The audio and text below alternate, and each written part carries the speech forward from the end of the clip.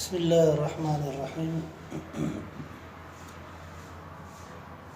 قوله فجوابه اولا۔ کل کے سبق میں ہم نے پڑھا تھا متن میں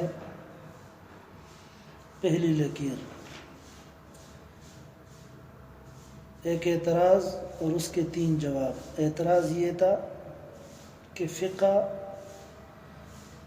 یہ ایک ظنی چیز ہے، تو اس پر علم کا اطلاق کیوں کیا گیا ہے، حالانکہ علم کا اطلاق تو قطعیات پر ہوتا ہے۔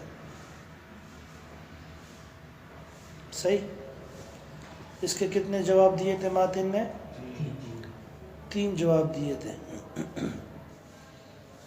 پہلا جو جواب تھا وہ یہ تھا فجوابہ اولا انہ مقطوع بہ۔ پہلا جواب یہ تھا کہ فقہ ظنی نہیں ہے بلکہ فقہ کیا ہے؟ قطعی ہے۔ تمہارا صغرا صحیح نہیں ہے کہ الفقہ ظنی، صحیح، بلکہ الفقہ قطعی۔ توجہ ہے؟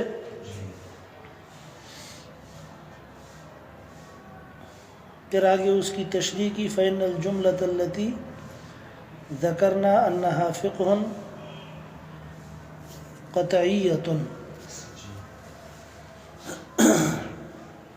کہ وہ تمام باتیں جو ہم نے ذکر کی ہیں فقہ کی تعریف میں کہ فقہ اس چیز کا نام ہے، یعنی احکام ظاہرہ نازلہ اور احکام اجماعیہ کا نام فقہ ہے، تو وہ قطعی ہے،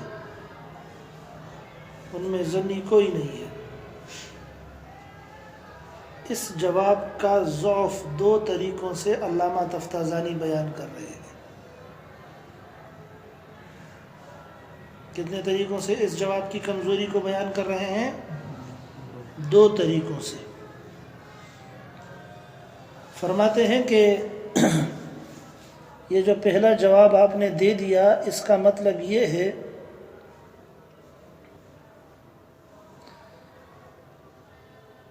کہ قیاس نے جہاں پر نزول وحی کو ظاہر کیا ہے وہ احکام خارج عن الفقہ ہے، کیونکہ قیاس جن احکام کو ظاہر کرتا ہے تو وہ ظنی ہوتے ہیں۔ جب وہ ظنی ہوئے تو اس کا مطلب یہ ہے کہ وہ قطعی نہیں ہوئے۔ جب قطعی نہیں ہوئے تو پھر وہ فقہ سے بھی خارج ہو گئے، حالانکہ وہ تو احکام فقہی ہیں۔ اعتراض سمجھا؟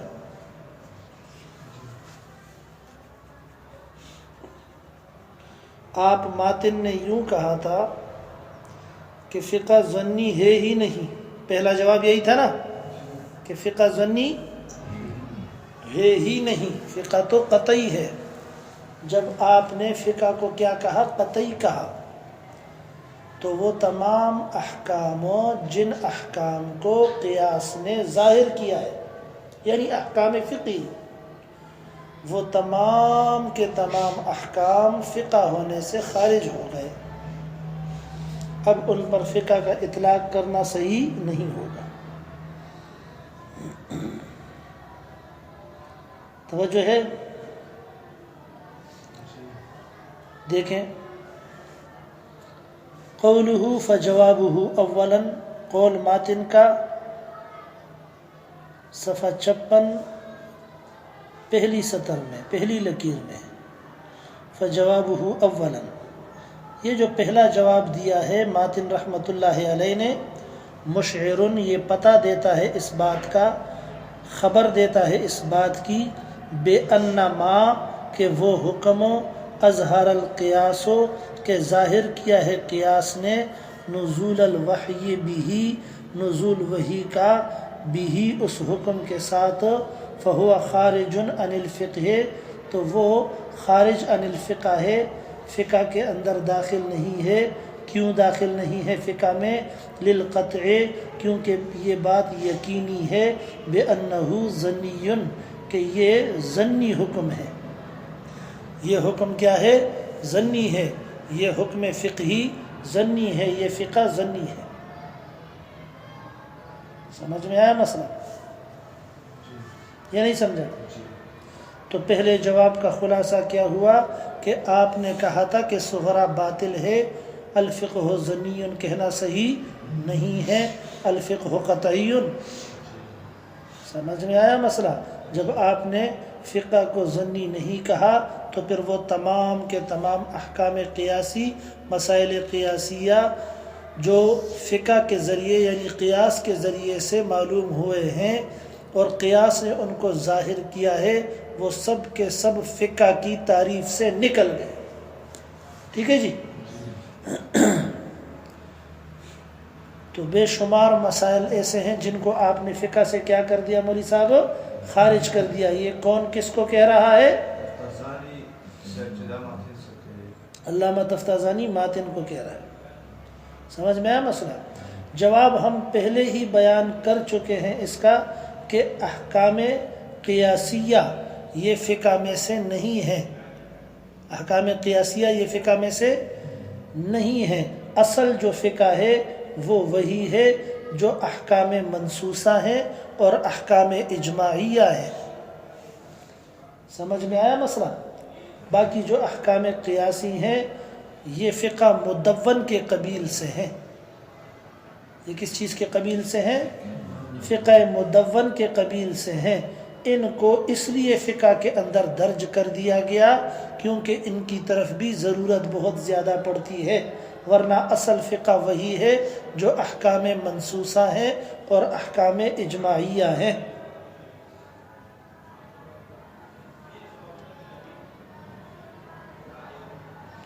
سمجھ میں آیا مسئلہ؟ ہاں ایک بات ضرور ہے جس کو آپ نے یاد رکھنا ہے، وہ یہ کہ اگر کسی حکم قیاسی کی علت منصوص ہو، اگر کسی حکم قیاسی کی علت کیا ہو مولوی صاحب؟ منصوص ہو، تو وہ بھی پھر قطعی ہو جائے گا. سمجھ میں آیا مسئلہ؟ یہ نہیں سمجھا؟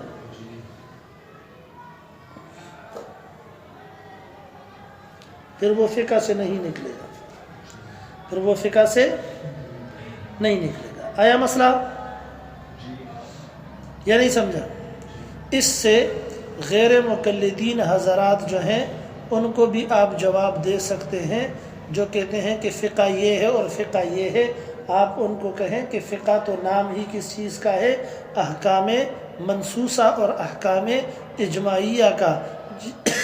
جس فقہ پر تم اعتراض کر رہے ہو وہ تو صرف اور صرف فقہ مدون ہے.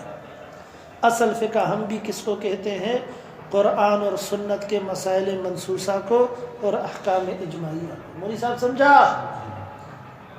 یا نہیں سمجھا؟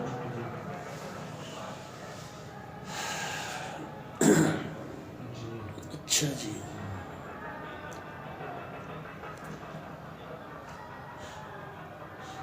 للقطع بأنه ظنی کا معنی سمجھا؟ ہاں خارج عن الفقہ کیوں ہو گئے؟ کیونکہ یہ بات پکی ہے بأنه ظنی. سمجھے کہ یہ قیاسی احکام یہ کیا ہے؟ ظنی ہے، فقہ ظنی ہے. ثم ما ورد به النص او الاجماع.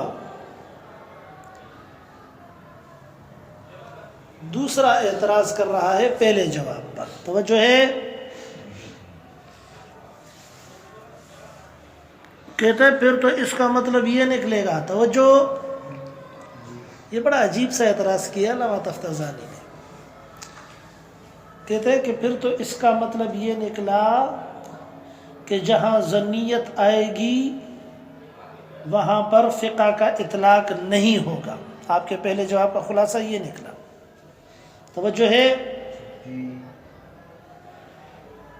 تو اس کا مطلب یہ ہے کہ وہ تمام احکامات دین کے جو خبر واحد کے ذریعے سے ثابت ہوئے ہیں وہ سب کے سب احکام بھی فقہ سے خارج ہو گئے. حالانکہ ان پر تو حدیث موجود ہے، خبر واحد موجود ہے، لیکن ظنی ہے. کیونکہ سب کہتے ہیں کہ خبر واحد کیا ہے؟ ظنی ہے. اس پر تو اتفاق ہے. تو پھر وہ مسائل جو خبر واحد کے ذریعے سے کیا ہے مولوی صاحب؟ منقول ہے، توجہ ہے، اور وہ احکام جو حدیث صحیح خبر واحد سے مستنبط ہیں، توجہ ہے کہ نہیں ہے؟ بلکہ وہ احکام جو صراحتاً حدیث میں آئے ہیں خبر واحد کے طریق سے، اور حدیث بھی بالکل صحیح ہے، تو ان احادیث کے اندر آنے والے جو مسائل ہیں وہ مسائل بھی فقہ میں سے تو نہیں ہوئے، کیونکہ وہ احادیث جو اخبار آحاد کے قبیل سے ہیں، اور احادیث کا اکثر حصہ ہے ہی خبر واحد کے قبیل سے، اخبار آحاد کے قبیل سے، تو وہ سب کے سب مسائل بھی فقہ ہونے سے کیا ہو گئے؟ خارج ہو گئے۔ کیوں خارج ہو گئے؟ اس لیے خارج ہو گئے کہ وہ قطعی نہیں ہے، وہ قطعی، پتہ نہیں بات سمجھی کہ نہیں سمجھی؟ دیکھیں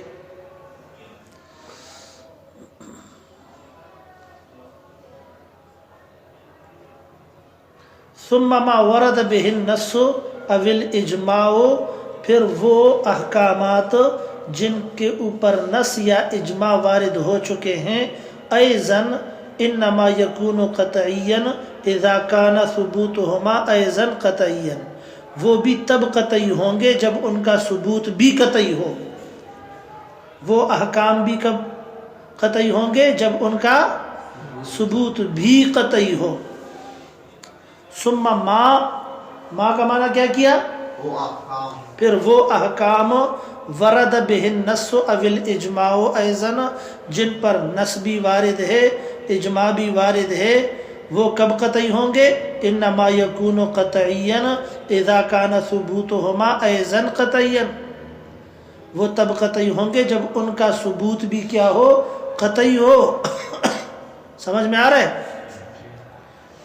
للقطع، حالانکہ یہ بات تو یقینی ہے، بأن الاحکام الثابتہ باخبار الاحاد ظنیۃ، کہ وہ احکام جو ثابت ہیں اخبار آحاد کے ذریعے سے، یعنی ان صحیح احادیث کے ذریعے سے جو حدیث خبر واحد ہیں، ظنیۃ، وہ کیا ہے؟ ظنی ہے۔ سمجھ میں آیا مسئلہ؟ تو اخبار آحاد جتنی بھی ہیں وہ سب کی سب کیا ہیں؟ ظنی ہیں۔ تو معلوم ہوا کہ وہ احکام جو اخبار آحاد سے لیے جائیں گے، اور وہ احکامات جو اخبار آحاد کے اندر مذکور ہیں وہ بھی فقہ میں سے نہیں ہوئے، کیونکہ وہ بھی قطعی تو نہیں ہے، ظنی ہے۔ سمجھ میں آیا مسئلہ؟ اس کا جواب ہمارے شارحین حضرات نے آسان الفاظ میں یوں دیا ہے، فرمایا کہ یہاں بات ہو رہی ہے اصل کتاب اور سنت کی، آپ نے جو اعتراض کیا ہے وہ عوارض سے کیا ہے، اس لیے آپ کا اعتراض معتبر نہیں ہے۔ آپ نے جو اعتراض کیا ہے وہ کس چیز سے کیا ہے؟ عوارض سے کیا ہے۔ حدیث من حیث انہ حدیث، حدیث اس حیثیت سے کہ حدیث ہے، یعنی رسول اللہ صلی اللہ علیہ وسلم کا فرمان ہے، قطعی ہے۔ باقی اس کے اندر ظنیت اگر آئی ہے تو کس لحاظ سے آئی ہے؟ نقل کے لحاظ سے۔ آیا مسئلہ سمجھ میں یا نہیں سمجھے؟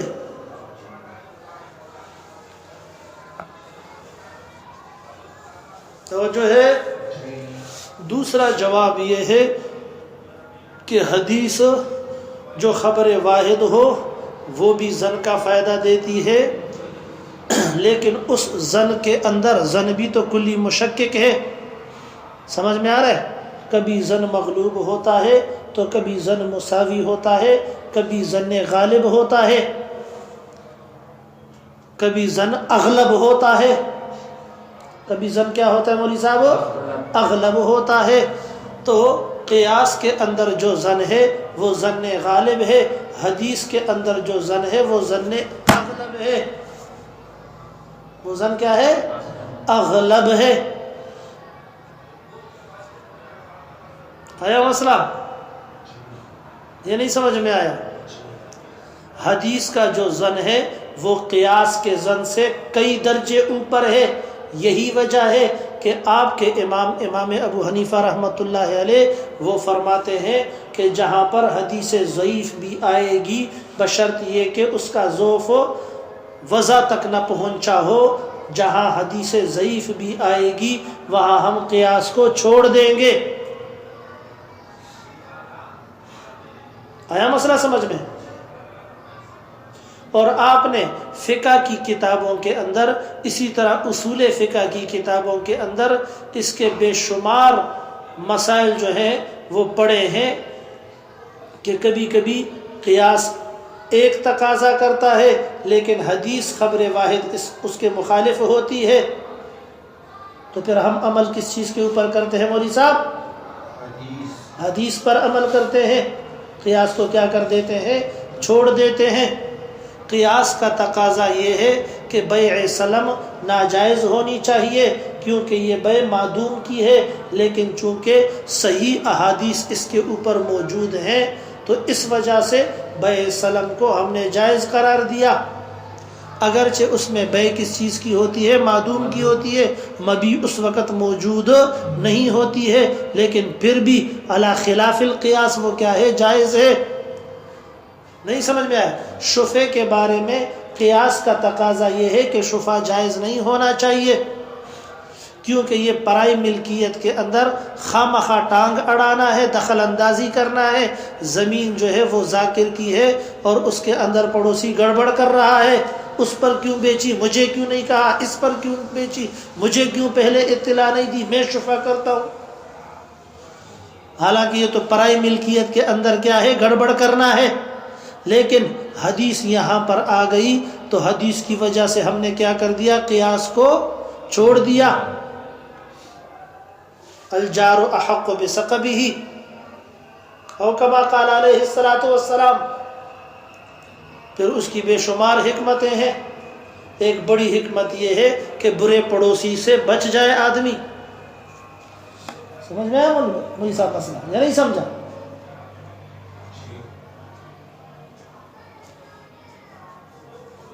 پڑھو آگے۔ قولہ وثالثا، بسم اللہ الرحمن الرحیم۔ قولہ وثالثا هو الذي ذكر في المعصول وغيره أن الحكم مفتون به وسن في طريقه وتقريره أنه لما دل الإجماع على وجوب العمل بالسنة وكثرت أخبار الآحاد في ذلك حتى صار متواتر المعنى وهذا معنى اعتبار الشارع غلبة الظن في الأحكام، صار ذلك بمنزلة النص القطعي من الشارع على أن كل حكم يغلب على ظن المجتهد فهو ثابت في علم الله تعالى، فيكون ثبوت الحكم المظنون قطعيا فيصح إطلاق العلم على إدراكه هذا على تقدير تصويب كل مجتهد، فإن قيل المظنون۔ دیکھیں جی، قولہ وثالثا، دوسرے جواب سے چھلانگ لگا کر تیسرے پر چلا گیا۔ نہیں سمجھ میں آیا مسئلہ؟ دوسرا جواب کیا دیا تھا ماتن نے معترض کو؟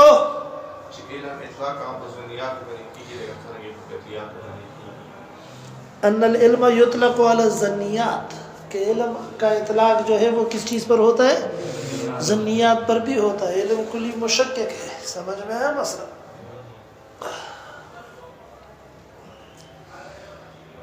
اس دوسرے جواب سے کیا کر دیا؟ کود کر تیسرے جواب پر آ گئے کیونکہ اس میں تفصیل زیادہ تھی اور اس میں اعتراضات جوابات بھی تھے۔ آیا مسئلہ سمجھ میں؟ تو دوسرے کو سائلنٹ چھوڑ دیا، خاموش چھوڑ دیا۔ دیکھیں جی، قولہ وثالثا، قولہ وثالثا کہتا ہے یہ جو تیسرا جواب دیا ہے ماتن نے، یہ امام رازی رحمۃ اللہ علیہ نے محصول میں بھی ذکر کیا ہے، یعنی یہ ان کا اپنا جواب نہیں ہے، امام رازی رحمۃ اللہ علیہ کا جواب ہے۔ اور آپ کل پڑھ چکے ہیں کہ تیسرے جواب کے اندر دو طائفے تھے۔ کتنے طائفے تھے؟ ایک مصوبہ اور دوسرا غیر مصوبہ کا۔ مصوبہ نے ایک جواب دیا تھا غیر مصوبہ نے 2 جواب دیے تھے۔ مصوبہ وہ لوگ ہیں جو کہتے ہیں کہ کل مجتہد مصیب، ہر مجتہد کیا ہوتا ہے؟ مصیب ہوتا ہے۔ سمجھ میں آیا مسئلہ؟ اور غیر مصوبہ وہ ہیں جو کہتے ہیں کہ المجتہد مخطئ و مصیب یا یخطی و یصیب، مجتہد خطا بھی کرتا ہے، درستگی تک بھی پہنچتا ہے، دونوں احتمال ہوتے ہیں۔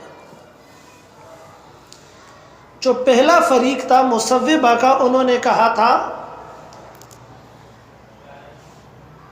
کہ زن جو ہوتا ہے وہ صرف اور صرف راستے میں ہوتا ہے، منزل میں نہیں ہوتا۔ منزل میں نہیں سمجھ میں آیا مسئلہ؟ مثال کے طور پر ایک شخص مکہ مکرمہ جانا چاہتا ہے یا مدینہ منورہ جانا چاہتا ہے، رستہ اسے معلوم نہیں ہے، ایک رستہ بھی جا رہا ہے، دوسرا بھی جا رہا ہے، تیسرا بھی جا رہا ہے، پتہ نہیں کہاں جا رہے ہیں یہ راستے، ان میں مدینے کا راستہ کون سا ہے، مکے کا راستہ کون سا ہے، لیکن یہ ایک راستہ اختیار کر لیتا ہے اور جب دیکھتا ہے تو دور سے مسجد حرام کے بلند و بالا مینار اسے نظر آنے لگ جاتے ہیں اور حرم کی اذانیں اس کے کانوں میں پڑتی ہیں تو خوش ہو جاتا ہے کہ مکہ پہنچ گیا۔ یا دور سے مسجد نبوی کے بلند و بالا مینارے نظر آنا لگ جاتے ہیں اور گنبد خضرا نظر آ جاتا ہے اور مسجد نبوی کی اذان کان میں پڑ جاتی ہے، سمجھ جاتا ہے کہ یہ مدینہ منورہ کی اذان ہے جو پہلے ہم موبائل وغیرہ میں سنا کرتے تھے، یہ مسجد نبوی ہے اور یہی مدینہ منورہ ہے۔ اب زن راستے میں تھا، منزل میں زن نہ رہا۔ زن کیا تھا مولوی صاحب؟ راستے میں تھا، منزل میں زن نہ رہا۔ بات اب قطعی ہو گئی کہ مکہ یہی ہے، مدینہ بھی یہی ہے۔ توجہ ہے کہ نہیں ہے؟ سبحان اللہ و بحمدہ سبحان اللہ العظیم۔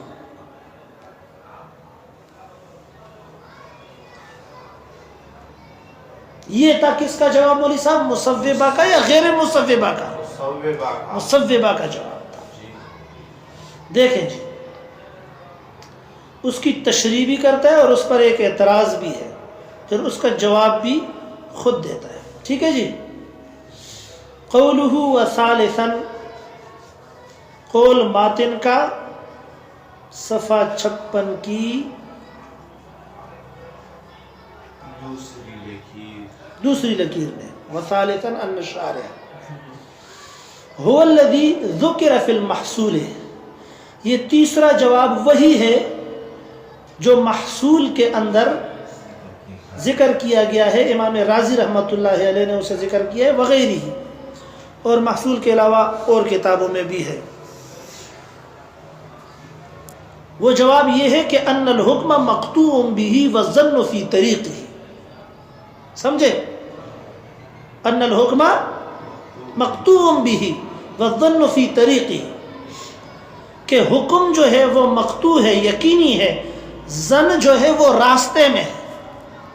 حکم قطعی ہے، زن جو ہے وہ کس چیز میں ہے مولی صاحب؟ راستے میں ہے۔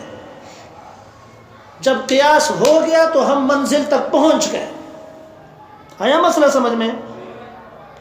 وَتَقْرِيرُهُ، اور اس کی مزید تقریر اور وضاحت یوں ہے کہ انہو لما دل الاجماع علی وجوب العمل بالظن، کہ جب دلالت کی اجماع نے، کس بات پر دلالت کی اجماع نے؟ علی وجوب العمل بالظن، کہ زن پر عمل کرنا واجب ہے۔ زن پر عمل کرنا کیا ہے؟ واجب ہے، نمبر 1۔ یعنی اس بات پر امت کا اجماع ہے کہ جہاں غلبہ ظن آئے گا وہاں پر کیا ہوگا؟ عمل کرنا واجب ہوگا۔ توجہ ہے کہ نہیں ہے؟ قیاسی مسائل کے اندر نمبر 2 وکثرت اخبار الاحاد فی ذالک، اور بہت زیادہ اخبار احاد آ گئی فی ذالک اے فی وجوب العمل بالظن. سمجھ میں آ رہا ہے مسئلہ؟ اس بات کے اندر کہ جہاں ظن ہوگا وہاں پر عمل کرنا کیا ہوگا؟ واجب ہوگا. اس کثرت کی وجہ سے حتی صار متواتر المعنی، یہ بات متواتر معنن ہو گئی. سمجھ میں آ رہا ہے مولوی صاحب مسئلہ؟ ہاں، کون سی بات؟ کہ جہاں ظن غالب ہوگا وہاں پر عمل کیا ہوگا؟ واجب ہوگا. یہ بات اجماع امت سے بھی ثابت ہے، اور یہ بات اخبار احاد کی کثرت سے بھی ثابت ہے. یعنی صحیح احادیث جو 1-2 نہیں ہیں بلکہ بے شمار ہیں، ان سے بھی یہ بات کیا ہے؟ ثابت ہے کہ خبر واحد کے آنے سے عمل کیا ہو جاتا ہے؟ واجب ہو جاتا ہے. مثال کے طور پر تحویل قبلہ ہوا، قبلہ تبدیل ہوا، بیت المقدس سے بیت اللہ کی طرف نمازیں پڑھنے کا حکم ہوا. یہ تو قرآن کی آیت نازل ہوئی تھی، لیکن صحابی رسول ایک جاتا ہے اور مسجد قبلتین پہنچتا ہے اور وہاں دیکھتا ہے کہ جماعت کھڑی ہے، لوگ نماز پڑھ رہے ہیں، تو ان کو نماز کے اندر کہتا ہے کہ ارے لوگوں سنو، قبلہ تبدیل ہو چکا ہے، اب ہمارا قبلہ بیت المقدس نہیں ہے بلکہ بیت اللہ ہے قیامت تک کے لیے. یہ خبر واحد تھی. یہ کیا تھی؟ صحابہ کرام نے حالت نماز کے اندر ہی قبلہ تبدیل کر دیا. نہیں سمجھ میں آیا مسئلہ؟ اور مسجد قبلتین جب آپ جائیں گے دیکھیں گے وہاں پر انشاءاللہ بیت المقدس اس مسجد میں وہ پرانا محراب، پرانا قبلہ اس کا محراب بھی بنایا ہوا ہے، صرف نشان دیا ہوا ہے اوپر. یوں امام ادھر مقتدی پیچھے. جب اس نے کہا کہ قبلہ تبدیل ہو چکا تو امام وہاں سے یوں آتا ہے، یوں ادھر چلا جاتا ہے حالت نماز میں، اور مقتدی اس طرف کی بجائے اس طرف رخ کرتے ہیں. سمجھ میں آ رہا ہے مولوی صاحب مسئلہ؟ یا نہیں سمجھا؟ معلوم ہوا کہ خبر واحد کیا ہے؟ حجت ہے، اور اس پر عمل کرنا کیا ہے؟ واجب ہے. وامثالہ کثیرۃ. یہاں تک مسئلہ سمجھ میں ہے مولوی صاحب یا نہیں سمجھے؟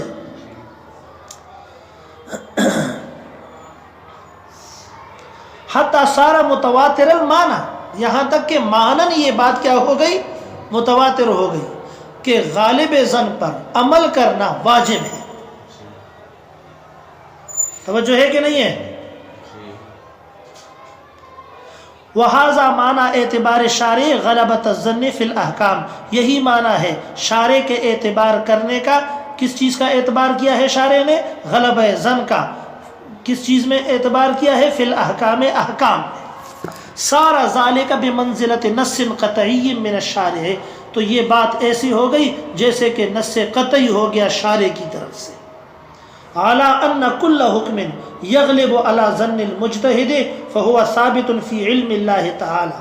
یعنی اس بات پر کہ ہر وہ حکم جو ظن مجتہد پر غالب ہوگا، یعنی جس پر مجتہد کا غالب گمان ہوگا، فہو ثابت فی علم اللہ تعالی، تو وہ اللہ کے علم میں بھی ثابت ہوگا. فیکون ثبوت الحکم المظنون قطعیا، پھر ہو جائے گا ثبوت اس حکم کا جو حکم کیا ہے؟ مظنون ہے، ظنی ہے. قطعیا اس کا ثبوت کیا ہو جائے گا؟ قطعی ہو جائے گا. فیصح اطلاق العلم علی ادراکہ، پھر صحیح ہو جائے گا اطلاق لفظ علم کا علی ادراکی ہی، اس کے معلوم کرنے پر. ھذا علی تقدیر تصویب کل مجتہد. یہ جو جواب ہے یہ اس صورت میں ہے جب ہم ہر مجتہد کو کیا کہیں؟ مصیب کہیں. پتہ نہیں سمجھا کہ نہیں سمجھا؟ ہاں، یہ وتقریرہ انہ لما دل الاجماع علی وجوب العمل بالظن وکثرت اخبار الاحاد فی ذالک حتی صار متواتر المعنی. یہ عبارت پوری کی پوری شرط ہے. یہ کیا ہے؟ اور درمیان میں جو جملہ ہے نا وَهَذَا مَعْنَى اعتبار الشارع غلبۃ الظن فی الاحکام، یہ جملہ معترضہ ہے بین الشرط والجزاء، صار ذلك بمنزلۃ نص قطعی من الشارع، یہ جواب شرط ہے۔ پتہ نہیں سمجھا کہ نہیں سمجھا؟ شرط کیا ہے؟ أنه لما دل الإجماع على وجوب العمل بالظن وكثرت أخبار الأحاديث الصادقة حتى صار متواتر المعنى، یہ کیا ہے؟ اور جملہ معترضہ کیا ہے؟ وهذا معنى اعتبار الشارع غلبة الظن في الأحكام، اور جواب ہو؟ صار ذلك بمنزلة النص قطعي من الشارع۔ سمجھ میں آیا کیا مسئلہ؟ یہ نہیں سمجھا؟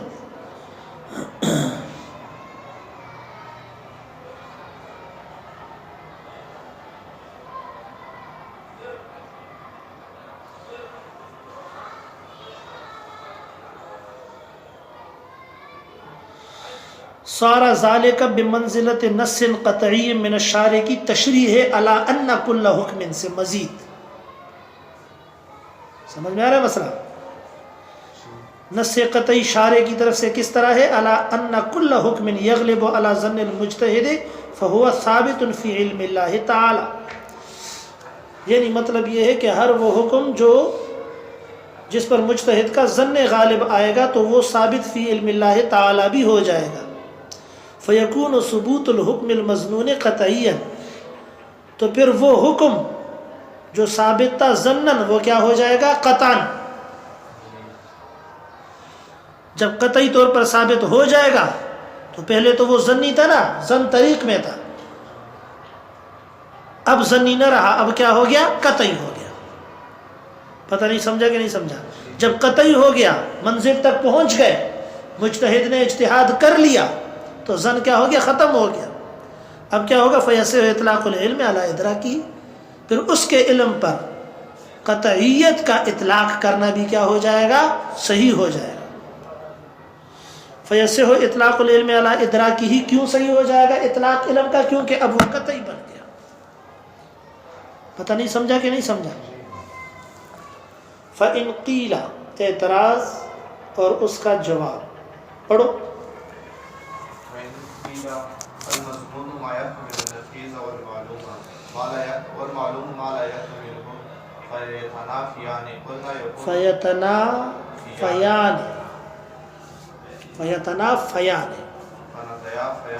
فیتنافیان باب تفاعل، ہاں، فيتنافيان، قلنا يكون مظنونا فيصير معلوما بملاحظة ناقص یائی یعنی معطل اللہ، ہاں،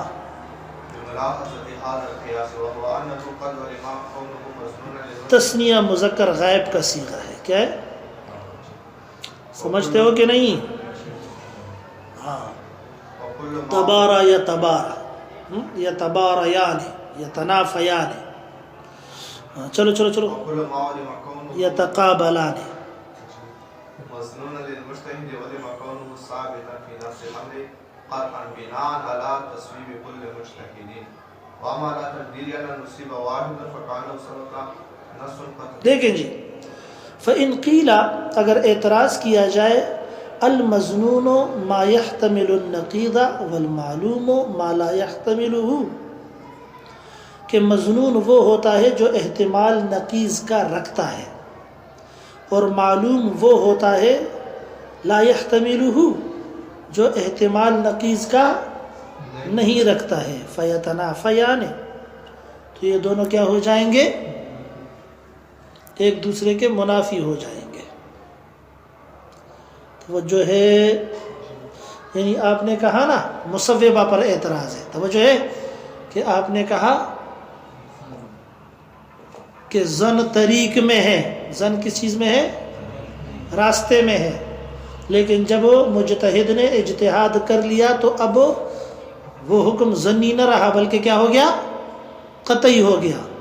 تو ایک ہی چیز کو تم نے ظنی بھی کہا اور کیا کہا؟ قطعی بھی کہا، حالانکہ ظنی اور قطعی میں منافات ہے۔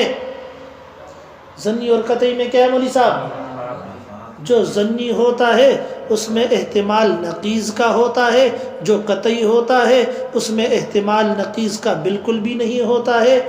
تو ظن کے اندر تنافی ہو سکتی ہے، اس کے اندر نقیض آ سکتی ہے، توجہ ہے کہ نہیں ہے؟ لیکن جب علم ہوگا تو وہ قطعی ہوگا، جب قطعی ہوگا تو اس کے اندر پھر نقیض نہیں آ سکے گی۔ جواب دو لفظوں میں دیتا ہے، کہتا ہے جس وقت میں ظنی تھا اس وقت میں قطعی نہیں تھا، جس وقت میں قطعی تھا اس وقت میں ظنی نہ رہا۔ سمجھ میں آ رہا ہے مسئلہ؟ ظن کس چیز میں تھا؟ راستے میں تھا۔ جب ظنی تھا، راستے پہ جا رہا تھا، اس وقت میں قطعی نہیں تھا، لیکن جب منزل پر پہنچ گیا تو اب قطعی ہو گیا، اب ظن ختم ہو گیا، لہذا ظنی کانا قطعی الآن۔ ظنی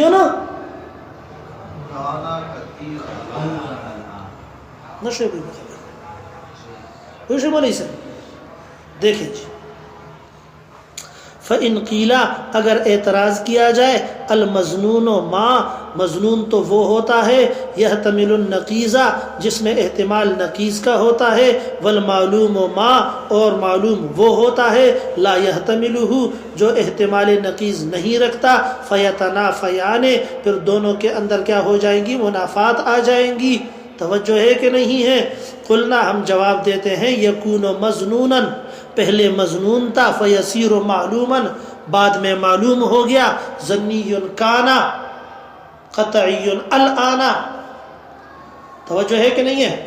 پھر ہم نے اس کے ساتھ قیاس برہانی بھی ملا دیا، بملاحظت حاصل القیاس، اس قاعدے کا لحاظ کرتے ہوئے، اس قاعدے کو دیکھتے ہوئے، یعنی قیاس برہانی کے ذریعے سے، وہ قیاس یہ ہے انہو قد علما کونہو مظنونا للمجتہد، یہ صغرا ہے۔ توجہ ہے کہ نہیں ہے؟ کہ یقیناً یہ حکم ایسا ہے قد علما کونہو مظنونا للمجتہد کہ معلوم کیا گیا اس کا ہونا مظنون مجتہد، یعنی جس پر مجتہد کا کیا ہے؟ ظن غالب ہے۔ پھر کبرا ہے آگے، وَكُلُّ مَا عُلِمَا كَوْنُهُ مَظْنُونًا لِلْمُجْتَهِدِ عُلِمَا كَوْنُهُ ثَابِتًا فِي نَفْسِ الْأَمْرِ قَطْعًا۔ سمجھ میں آ رہا ہے مسئلہ؟ اور ہر وہ حکم کہ جس کا مظنون مجتہد ہونا معلوم ہو جائے، عُلِمَا كَوْنُهُ ثَابِتًا فِي نَفْسِ الْأَمْرِ پھر معلوم کیا جائے گا اس کا ثابت فی نفس الامر ہونا، کہ وہ نفس الامر میں بھی ثابت ہے قطعا، قطعی طور پر۔ پتہ نہیں سمجھا کہ نہیں سمجھا؟ ہاں، بناء علی تصویب کل مجتہد، یہ جواب جو ہم نے دیا ہے تو کس طور پر دیا ہے؟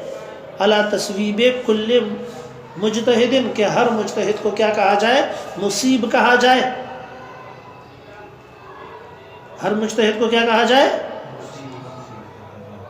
آیا مسئلہ؟